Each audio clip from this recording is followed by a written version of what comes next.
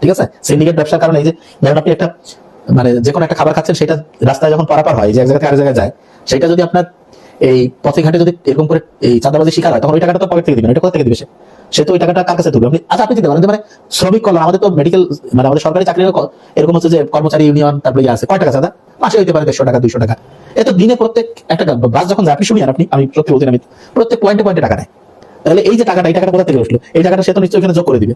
যোগ করে দিলে মানে এই টাকাটা হচ্ছে ওই পণ্য যেটা আছে সেটার উপরে উঠবে, এবং ওই পণ্যের উপরে যখন উঠবে তখন হচ্ছে যে ওই জিনিসটার দাম মনে করেন ছিল যে 100 টাকা, ওইটা পরিবহনে খরচ হয়ে গেল আর 100 টাকা, তাহলে তখন ডাবল হয়ে গেল না? ওই টাকাটা তখন হচ্ছে আমরা যারা এই কমন পিপল তাদের পকেট থেকে হচ্ছে টাকাটা যাবে।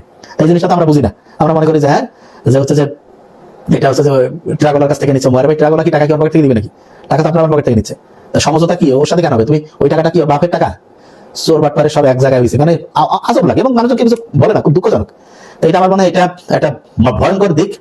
এনাদেরকে হচ্ছে যে এটা নিয়ে প্রত্যেকের কথা বলা হচ্ছে, আমার মতে প্রত্যেকের এই জায়গাগুলো প্রত্যেকের নাগরিক হওয়া মানে শুধু ভোট দেওয়া না কিন্তু, আপনি যে রাষ্ট্রের দায়িত্ব হচ্ছে আপনার এই যে এরকম চুরি বাটপারি দেখলে সাথে সাথে বলা যে যেখানে আছেন, ঠিক আছে, সবাই একসাথে হয়ে গেলে কিন্তু ইনশাআল্লাহ চোর বাটপারে থাকতে পারবে না। চোর বাটপার কিন্তু বেশি নাই, বুঝতে পারছেন?